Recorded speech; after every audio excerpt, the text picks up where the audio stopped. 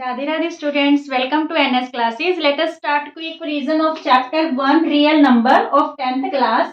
देखिए, सबसे पहले जो रियल नंबर है उसमें जो मेन है आपके पास, एक तो एचसीएफ फाइंड आउट करना, एलसीएम फाइंड आउट करना, किसी भी इरेशनल नंबर को इरेशनल प्रूव करना। For example √2 is an irrational number, तो इसको प्रूव करना। ठीक है, मोस्ट इंपॉर्टेंट क्वेश्चन है, 3 मार्क्स के तौर पे वो रहता है। और जो एचसीएफ और एलसीएम को लेके है, ये 1 मार्क में आपका एमसीक्यू के तौर पे भी रह सकता है। इससे रिलेटेड केस स्टडी भी बन के आ सकती है। क्लियर? तो ये कॉन्सेप्ट आप जो है फॉर्मूला वाइज है, सब क्लियर कर लो क्विक रिवीजन के थ्रू। ठीक है, ताकि आप एग्जाम में अच्छा है जो मार्क्स गेन कर सको। ठीक है, सबसे पहले देखिए रियल नंबर्स में एचसीएफ क्या होता है? Product of smallest power of each common prime factor. जो कॉमन प्राइम फैक्टर होगा उसकी स्मॉलेस्ट पावर का जो प्रोडक्ट होता है वो क्या होता है? एचसीएफ। एलसीएम में प्रोडक्ट ऑफ ग्रेटेस्ट पावर, यहाँ पे स्मॉलेस्ट पावर थी और यहाँ पे क्या है? Greatest power of each common and uncommon factor. HCF में तो सिर्फ हमें कॉमन प्राइम फैक्टर लेना है, एलसीएम में कॉमन और अनकॉमन फैक्टर जो होगा, ठीक है, उसकी हमें क्या लेनी है? Greatest power. फॉर एग्जांपल देखिए, अगर एमसीक्यू आएगा तो इसी टाइप में ही रहेगा। ए की वैल्यू हमें दे रखी है x³ y² z, और b की वैल्यू दे रखी है x⁴ और y। यहाँ पे x y z prime numbers हैं, तो वो पूछ सकते हैं कि इसका एलसीएम फाइंड आउट करो या फिर एचसीएफ फाइंड आउट करो। ठीक है, अगर हम एलसीएम फाइंड आउट करते हैं तो हमने क्या कहा कि ग्रेटेस्ट पावर होगी of each common and uncommon factor की। देखिए यहाँ पे x³ है और यहाँ पे x⁴ है, तो ग्रेटेस्ट पावर 4 है। ठीक है, तो यहाँ पे x⁴ आ गया। क्लियर? यहाँ पे देखिए y⁴ 2 और यहाँ पे y⁴ 1, तो ग्रेटेस्ट पावर ये है y⁴ 2। ठीक है, अच्छा z कॉमन नहीं है, पर एलसीएम में कॉमन और अनकॉमन फैक्टर दोनों लेने हैं। ठीक है, तो यहाँ पे हम z भी लेंगे, ये आ गया एलसीएम। क्लियर ये बात? अगर एचसीएफ की बात करें तो ईच जो कॉमन फैक्टर है, सिर्फ कॉमन फैक्टर, ठीक है, उसकी हमें लीस्ट पावर लेनी है, स्मॉलेस्ट पावर लेनी है। जैसे x³ है, यहाँ पे x⁴ है, तो कौन सा लेंगे? x³ लेंगे। ठीक है, यहाँ पे y² है, यहाँ पे y⁴ 1 है, तो हमने एचसीएफ के लिए स्मॉलेस्ट पावर चूज करनी है, तो y⁴ 1 मीन्स y आएगा। z is not common in both. ठीक है, तो z यहाँ पे नहीं लिया जाएगा। क्लियर?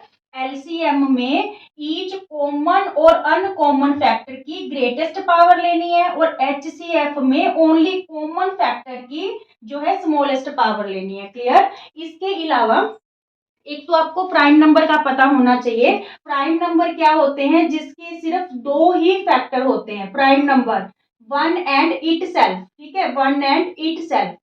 जैसे 2 इज अ प्राइम नंबर, तो 2 के 2 ही फैक्टर है, 1 और 2। 3 इज अ प्राइम फैक्टर, 3 के 2 ही फैक्टर हैं, 1 और 3। ठीक है, प्राइम फैक्टर। अच्छा, को प्राइम नंबर्स कौन से होते हैं? को प्राइम नंबर्स होते हैं जिनका 1 के अलावा कोई कॉमन फैक्टर नहीं होता। जैसे 2 और 3 दो नंबर है, ठीक है, इनका 1 के अलावा कोई कॉमन फैक्टर नहीं है। देखिए, सिर्फ 1 ही है जो कॉमन फैक्टर के तौर पे आ रहा है। ठीक है, 1 ही जिसका कॉमन फैक्टर हो, ऐसे नंबर क्या कहलाते हैं? को प्राइम नंबर्स कहलाते हैं। क्लियर? अच्छा, एक होता है कॉम्पोजिट नंबर। कॉम्पोजिट नंबर क्या होते हैं? मोर देन 2 फैक्टर्स, जिनके 2 फैक्टर से ज्यादा फैक्टर्स हों, ऐसे नंबर क्या कहलाते हैं? Composite number. More than 2 factors.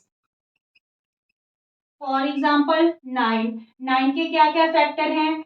1, 3 और 9। ठीक है, तो ये 2 से ज्यादा फैक्टर हो गए, सो 9 इज अ कॉम्पोजिट नंबर। ठीक है, 4 is also a composite number. 1, 2 और जो 4 है, इसके 3 जो है फैक्टर है, तो ये भी क्या है? Composite number. क्लियर? ये तीनों चीजें क्लियर होनी चाहिए। प्राइम नंबर है जिसके ओनली 2 फैक्टर्स हैं, को प्राइम नंबर्स जिसका 1 के अलावा कोई कॉमन फैक्टर ना हो, ऐसे नंबर क्या कहलाते हैं? को प्राइम नंबर कहलाते हैं। और composite number more than 2 factors are called composite number. Clear? अच्छा, यहाँ पे एक फॉर्मूला मोस्ट इंपॉर्टेंट रहेगा रियल नंबर्स में। क्या? देखिए, प्रोडक्ट ऑफ टू नंबर्स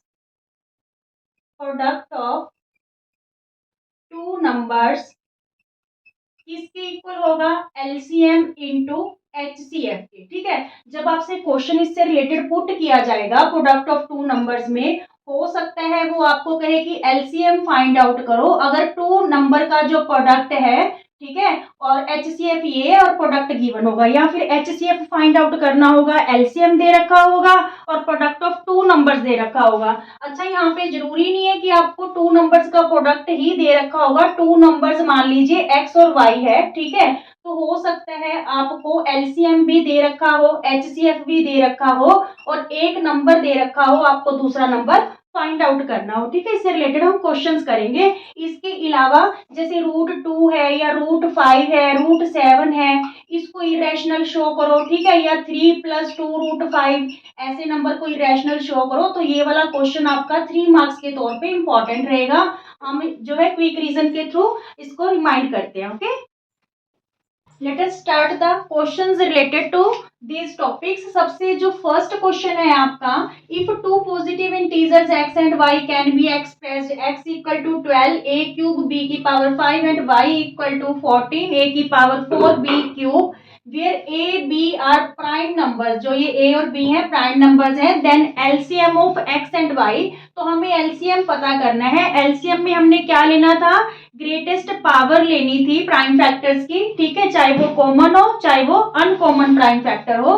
तो यहाँ पे देखिए, सबसे पहले हमें x की वैल्यू गिवन है 12 a³ b⁵, ठीक है, और y की वैल्यू हमें क्या दे रखी है 14 a⁴ b³, ठीक है, 12 a³ b⁵ और 14 a⁴ और b³।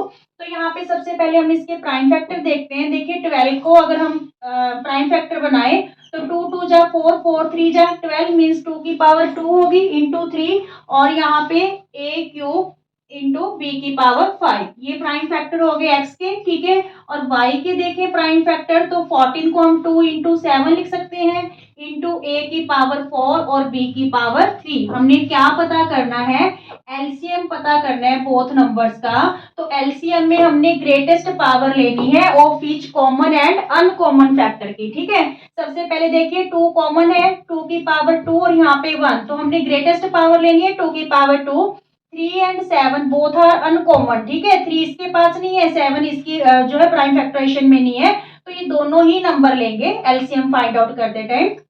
यहाँ पे a³ है, यहाँ पे a⁴ है, तो हमें क्या लेना है a⁴, b5 है और यहाँ पे b⁵3 है, तो हमने b⁵5 लेनी है। क्लियर, तो ये क्या आंसर आएगा, एलसीएम 2 2 जा 4 4 3 जा 12 12 7 जा 84, ठीक है, a⁴ और b⁵5, ये एलसीएम आ गया हमारे पास। क्लियर, ये बात ग्रेटेस्ट पावर लेनी है। अगर अच्छा इसी क्वेश्चन में इन्होंने तो यहाँ पे हमें एलसीएम फाइंड आउट करने को बोला है, अगर यही क्वेश्चन कह देता कि दोनों नंबर का एचसीएफ फाइंड आउट करो, तो हमने क्या करना था, ग्रेटेस्ट नंबर की ग्रेटेस्ट पावर की जगह जो प्रोडक्ट है वो हमने स्मॉलेस्ट पावर का लेना है और सिर्फ कॉमन फैक्टर्स का, ठीक है, कॉमन प्राइम फैक्टर्स का। जैसे इसमें कॉमन क्या है, 2 कॉमन है, या फिर a कॉमन है और जो b है ये भी कॉमन प्राइम फैक्टर है, तो यहाँ पे इनकी जो है स्मॉलेस्ट पावर लेनी है। एचसीएफ अगर आपको फाइंड आउट करना है, यहाँ पे 2⁵2 है, यहाँ 1 है, तो 2 ले लेंगे, ठीक है, ये लेना नहीं है because this one is not common. यहाँ पे a³ है, a⁴ है, तो a³ लेंगे, ठीक है, स्मॉलेस्ट पावर लेनी है। b³ है, b5 है, तो b³ लेंगे। अगर एचसीएफ पूछता तो एचसीएफ की वैल्यू हमारे पास क्या आ जाती, 2a³ b³। क्लियर, अब देखिए जो सेकंड क्वेश्चन है, if p is prime number then HCF and LCM of p and p+1 would be. देखिए यहाँ पे आप कुछ कंफ्यूज हो जाओगे कि इन दोनों नंबर का हम एलसीएम और एचसीएफ कैसे निकालें, जबकि है बिल्कुल इजी। ठीक है, यहाँ पे मान लीजिए p की वैल्यू 2 है, तो यहाँ पे एक नंबर हो गया 2 और दूसरा 2 + 1 3, ठीक है, तो इनका जो एलसीएम होगा वो तो दोनों का प्रोडक्ट होगा। क्लियर, तो यहाँ पे जो एलसीएम होगा उसको तो हम क्या लिख देंगे, p इंटू p+1। अगर दोनों का एचसीएफ की बात करें तो nothing is common between both numbers, तो एचसीएफ क्या आ जाएगा, अगर 2 और 3 के हिसाब से भी देखें तो इन दोनों का जो एचसीएफ है वो क्या रहेगा, 1 रहेगा, क्योंकि इनमें कुछ भी कॉमन नहीं है ओनली 1 के अलावा। क्लियर, ये क्वेश्चन हो गया आपका second. Now third question, if the HCF of 360 and 64 is 8 ये हमें दो नंबर गिवन है, अगर कहता है इन दोनों नंबर का HCF 8 है तो उनका LCM क्या होगा। देखिए ये हमने जो फॉर्मूला किया था product of two numbers equal to HCF into LCM, उसके थ्रू ये क्वेश्चन हमारा सॉल्व हो जाएगा। देखिए क्या किया था हमने, product of two numbers equal to LCM into HCF, ठीक है, इंटू HCF। तो दो नंबर कौन से हैं, 360 और 64, 360 इंटू 64, और हमें क्या गिवन है, HCF गिवन है 8, ठीक है। LCM हमने क्या करना है, फाइंड आउट करना है इंटू 8, तो ये 8 लेफ्ट हैंड साइड आके क्या हो जाएगा, डिवाइड हो जाएगा, ठीक है। तो हमारे पास क्या आ जाएगा, LCM आ जाएगा, 8 8 जा 64, तो LCM हमारे पास क्या आ गया, 800, 8 6 जा 48, ठीक है, 8 3 जा 24, 24 और 4 28, ये हमारे पास क्या आ गया, LCM आ गया। इस टाइप का क्वेश्चन आपको एग्जाम में रह सकता है, क्लियर। अब देखिए फोर्थ नंबर का question, if LCM of x and 18 is 36, ये दो नंबर हैं, ठीक है, जो हम बोलते हैं कि प्रोडक्ट ऑफ टू नंबर्स, तो ये टू नंबर्स गिवन है आपको, जो ब्रैकेट में गिवन है कि if LCM of x and 18 is 36 and HCF of both number is 2, then the value of x। अब हमारे पास क्या है, फॉर्मूला तो ये यूज होगा, ठीक है, बट यहाँ पे हमें दो नंबर अलग अलग दे रखे हैं, क्या है, x है इंटू 18, तो इनका LCM हमें क्या गिवन है, 36, और HCF क्या है, 2, 36 इंटू 2, ठीक है। तो x की वैल्यू ये 18 है, जो राइट हैंड साइड जाके क्या हो जाएगा, डिवाइड हो जाएगा, 18 2 जा 36, तो x की वैल्यू हमारे पास क्या आ जाएगी, 4 आ जाएगी, क्लियर। अब देखिए फिफ्थ नंबर का question, if LCM of smallest two digit composite number, यहाँ पे उसने स्पेशल कंडीशन लगा दी, कॉम्पोजिट नंबर है बट कौन सा, टू डिजिट नंबर का। अच्छा, टू डिजिट नंबर का स्मॉलेस्ट जो है कॉम्पोजिट नंबर कौन सा होगा। सबसे पहले कॉम्पोजिट नंबर क्या बताए थे, which has more than 2 factors, जिसके 2 से ज्यादा फैक्टर हो तो वो 10 होगा हमारे पास, ठीक है। 2 डिजिट का नंबर है और इसके 2 से ज्यादा फैक्टर हैं, 1 2 5 और 10, ठीक है। तो यहाँ पे जो 10 है वो क्या हो गया हमारे पास, 2 डिजिट कॉम्पोजिट नंबर हो गया smallest, and smallest composite number, और सिर्फ स्मॉलेस्ट कॉम्पोजिट नंबर है जो 1 डिजिट का, वो 4 है, ठीक है, 1 डिजिट का ही रहेगा, क्योंकि इन्होंने स्मॉलेस्ट कॉम्पोजिट नंबर बोला है, तो कॉम्पोजिट नंबर हमारा 4 से स्टार्ट होता है, ठीक है। 2 और 3 both are prime number and 1 is neither prime और नॉट कॉम्पोजिट, क्लियर। तो यहाँ पे दोनों का क्या पता करना है, हमने LCM फाइंड आउट करना है, ठीक है, स्मॉलेस्ट 2 डिजिट कॉम्पोजिट नंबर का और स्मॉलेस्ट कॉम्पोजिट नंबर का। तो 10 के फैक्टर क्या बनेंगे, 2 और 5, ठीक है, और 4 के क्या बनेंगे, 2 इंटू 2। तो LCM जब हम करते हैं, LCM में हमने हाईएस्ट पावर लेनी होती है, product of highest power of each common and uncommon factor. तो यहाँ पे 2 की पावर 2 है, यहाँ 1, तो 2 की पावर 2 आएगी, और 5 भी लेंगे, ठीक है, अनकॉमन फैक्टर भी लेना है, 2 2 जा 4, 4 5 जा 20, LCM आ गया, क्लियर। स्टूडेंट्स सिक्स्थ क्वेश्चन है, if p square equal to 32/50 then p is, यहाँ पे देखिए जो p स्क्वायर है, स्क्वायर इधर आके क्या हो जाएगा, √32/50, ठीक है। देखने में इरेशनल नंबर लग रहा है पर ये क्या है, रैशनल नंबर है। देखिए कैसे, तो सबसे पहले इसको स्टैंडर्ड फॉर्म में लाएंगे, 2 से कैंसिल कर रहे हैं, 2 16 जा 32, 2 25 जा 50, ठीक है। अब देखिए 16 और जो 25 है, 16 को 4 इंटू 4, 25 को 5 इंटू 5, ठीक है, मीन्स ये 4/5 का क्या हो गया, स्क्वायर, और यहाँ पे है रूट, स्क्वायर से रूट कैंसिल, वैल्यू क्या है 4/5, तो 4/5 is a rational number, clear. अब देखिए ये फैक्टर ट्री होता है, ठीक है, प्राइम फैक्टर ट्री होता है। बच्चे इस क्वेश्चन को लेके कंफ्यूज हो जाते हैं, जबकि बिल्कुल इजी सा क्वेश्चन है। तो द वैल्यू ऑफ x और y की हमें वैल्यू पता करनी है गिवन फिगर में। सबसे जो नंबर है ऊपर क्या दे रखा है, 1001 मींस 1001, तो इसके हम प्राइम फैक्टर बनाएंगे। तो सबसे पहले ये 7 पे जाएगा, 7 बन जा 7, 3 बचे, 30 बन गया, 7 4 जा 28, 2 बचे, यहाँ पे 1, 21 बन गया, 7 3 जा 21, मीन्स यहाँ पे x की वैल्यू हमारे पास क्या आएगी, 7 आएगी, मीन्स 7 इंटू 143 क्या बन रहा है 101, ठीक है। अब देखिए यहाँ पे 11 दे रखा है, इसको 11 पे ही पास कर लेते हैं। 11 1 जा 11, यहाँ पे 3 बचे, 11 3 जा 33, तो यहाँ पे y की वैल्यू हमारे पास क्या आ रही है 13। क्लियर, ये फैक्टर ट्री होता है प्राइम फैक्टर्स का, ठीक है। तो इसमें आपको फैक्टर बना के वो वैल्यूज ही पुट करनी होती है। क्लियर स्टूडेंट्स, 8 नंबर का जो क्वेश्चन है ये भी आपका मोस्ट इंपॉर्टेंट रहेगा रियल नंबर्स में से। क्या क्वेश्चन है, चेक वेदर 6 की power n can and with digit 0 for any natural number n। हमें चेक करना है कि अगर n नेचुरल नंबर है तो इस नंबर का एंड है जो वो 0 से हो सकता है। सबसे पहले देखिए हमें ये है जो कैसे करना है क्वेश्चन, इफ 6 की power n can and with digit 0 with digit 0, तो it must be divisible, it must be divided by 5, ठीक है। तो ये 5 से डिवाइड होना चाहिए, मीन्स जो 5 है इसका प्राइम फैक्टर होना चाहिए, ठीक है। क्या लिखे कि 5 would be its prime factor, ठीक है, प्राइम फैक्टर होना चाहिए। But in this case prime factor of 6 की पावर n हमारे पास क्या है 2 इंटू 3 की पावर n, तो यहाँ पे 5 तो है ही नहीं, 5 कॉन्टेंट जो है 5 इनकी प्राइम फैक्टराइजेशन में नहीं है, ठीक है। सो 6 की पावर 5, पहले लिख लो 5 is not in the prime factorization, is not included, लिख लो यहाँ पे in the prime factorization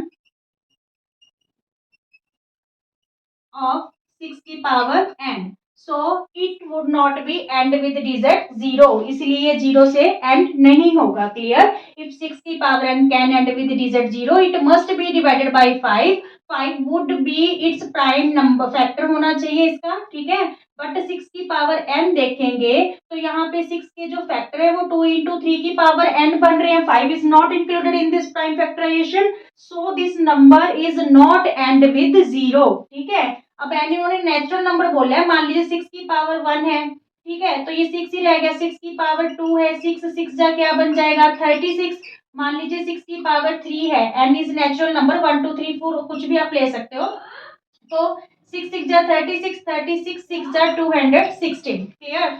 तो ये यहाँ पे जो 6 की पावर n है इसके पास जो 5 है एज अ प्राइम फैक्टर नहीं है, तो इसका एंड 0 से नहीं होगा। देखिए एंड है जो इसका 0 से नहीं होगा।